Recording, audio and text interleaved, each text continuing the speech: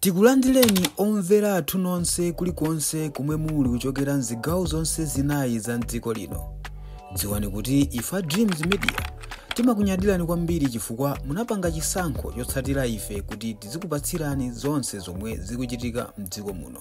Tonse pamodzi makamaka kupatula kuti MCP mulamuliro wake makamaka tinafika malevel kuti timadya chiteze mafuta masowa kungochulapo mavuto ochepa chabe. Tikudziwanso kuti zifukwa zita zimenenso amalawi sadawavotere makamaka MCP kapena sadachite chowakhazikaso pa mpando kachiwiri ndi zina zomwe amayankhula makamaka nthawi ya kampeni komanso nthawi iliyonse imene ayankhula. Timaona amayankhula nyasi komanso kung'alula kumene chipani chimenechi cha DPP. So ndisi ya maaudio awiri mumve zina zimene adang'alulapo makamaka Vitumbiko Mumba komanso Ken Msonda kuyankhulapo ziwiri zitatu zokhala bwino zimenenso makamaka zimenenso zidapangisa amalawi kuti achite chowayang'anira kumbali amene wawo. Tateni timvere komanso kuona limodzi koma ndimanena kuti mukafika kumapeto usamaiwala kupanga like, share komanso subscribe. Tateni tionere limodzi.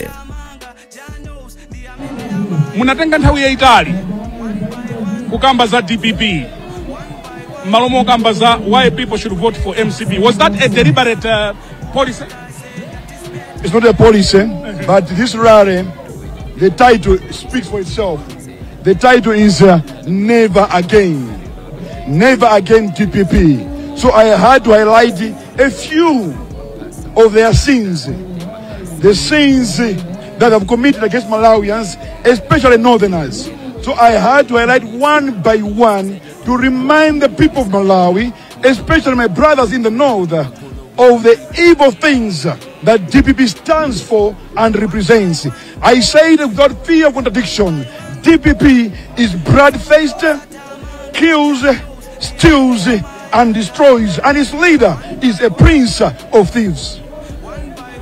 Tindi vuto la mafuta kunzuzu kuno filling station ambiri anthu agona panzere. Ndimafuna uyu amene anapita ku filling station wagona panzere mpaka pano sanapeze mafuta. Ikakafika lachiwiri akavotere MCP chifukwa chani? Mumuza chani munthu amene? Munthu ameneyo akavotere Malawi Congress Party Chakwera pachifukwa ichi. Achakwera ngati pali president amene ndi wachisoni kwambiri, komanso amene amatenga wina aliyense ngati Malawi osatengera zipani ndi Chakwera. Chakwera talowa mboma ena ngati Nyamata othamanga magazi tinauza kuti awoni makadeti achoseni mamaudindo anati yayi ndi ya Malawi. Mukudziwa bwino lino Chakwera nali kucholo amanga office ya DC ya makono kwambiri apamwamba, koma kucholo sanapeze kuma voti Chakwera, anapeza kuma voti onyenyeka. Anamanga kuti ndi ku Malawi ndi ya Malawi amenewo. DPP sina manga office kucholo yayi. Koma ano pano tikuona kuti makadeti omwe aja ndi amene ali pakati osokoneza zinthu service delivery in government.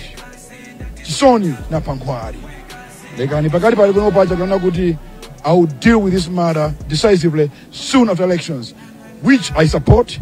Chifukwa olata chosa panopa malindo anthu katerolo mafuta tudabwera yayi. Kopa nende ichi pakali panopa usiku unowo matankers 4 atisa mafuta muno Mzuzu, 12 filling stations tonight. And ena panopa akuruza Chiweta liwe panopa amswa Chiweta akupita kulilonga ndi kunzimba.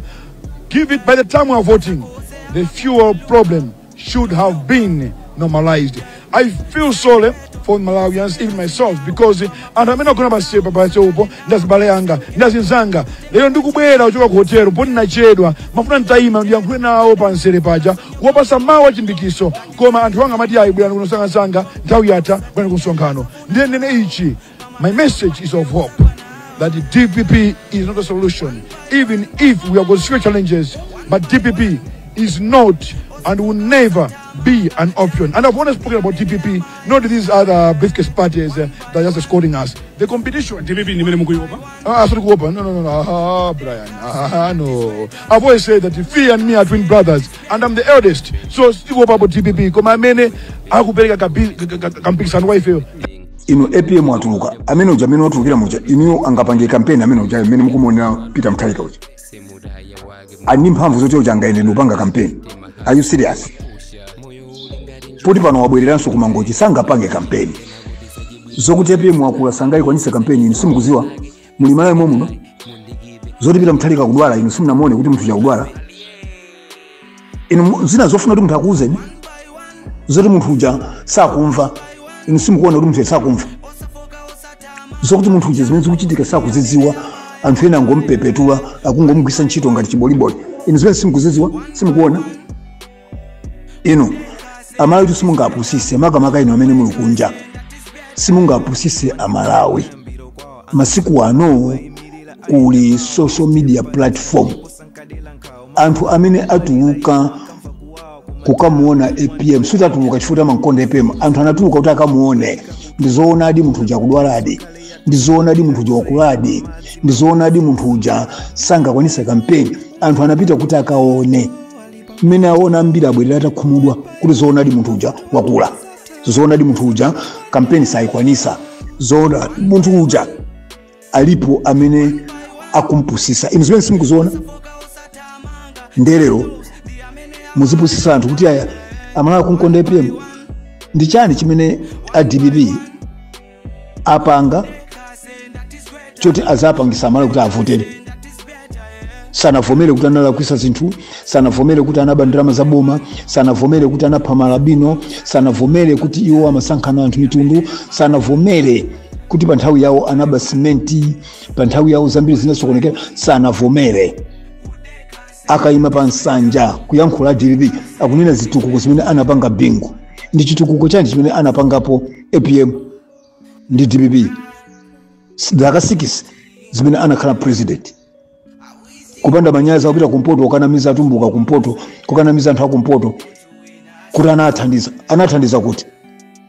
pamene DPP EPM anachita kulumbirira kuti kumpoto sikungatuluke president anachita kulumbirira kuti quota system amafuna kupha maphunziro kumpoto chifukwa ndo kampeni achakwera kuima ndipo akuwina first round kulibe sozalirani forget it first round ndikuuzeni motsimikiza mtima project ili ku DPP ndi ya Jeni Ansa ndi ya Gertrude Mutharika komanso achina Chisale ndi ena onse amene anamuzungulira EPM onsewa ali ndi mabelo mthumba project ya ku UTM ndi project ya DPP anthuwa ali ndi milandu anthuwa wonse kuphatikizapo president EPM ali ndi milandu mantokosera dala ndibwereze EPM wakula EPM wakalamba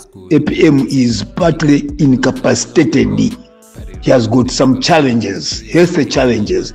Zimene sitimanena koma mutipangisa kuti zinena chifukwa mukunamiza anthu mubwera ndi mwano nditi kumakuyankhaniso kuti mumvese EPM sangalamuliro dziko lino osatheka afuna kulamulira dziko lino ndachina Chisale anakuuzani kala Chisale pa nsonkhano kuti mukasankha DPP mukasankha EPM ndizalamulire ndine inu munalipo kapena munali kunja kapena munali nkudwala ndi simazisatira sana kuzeni Chisale zimenezo kuti mukasankha EPM tizalamulira ndife inu kunalibe ndikufuna kukamba chaniso apa musataileso nthawi muzingokhala kumeneko nguti tasa nthawi apa fika simuzavotaso inu yani iya shikitizana tikuyamikeni komanso kukuthokozani popanga chisankho chokhala pamenepa kumvetsera komanso kuonera zomwe takubweretserani chomwe tingakupempheni choti ngati mulalendo pamudzi pano tapangani subscribe chifukwa mukatero inu ndife tidzendera limodzi kuyambira lero mpaka na masiku omwe akubwera kusogoloko timabweratu ndi nkhani zochokera ngodya zonse zinayi za mdziko lino kotero kuti inu simukuyenera kuti mukhale kunja kwa nkhani zimenezi tapangani subscribe like comment komanso share kuti tikhale limodzi mu ulendo umenewu.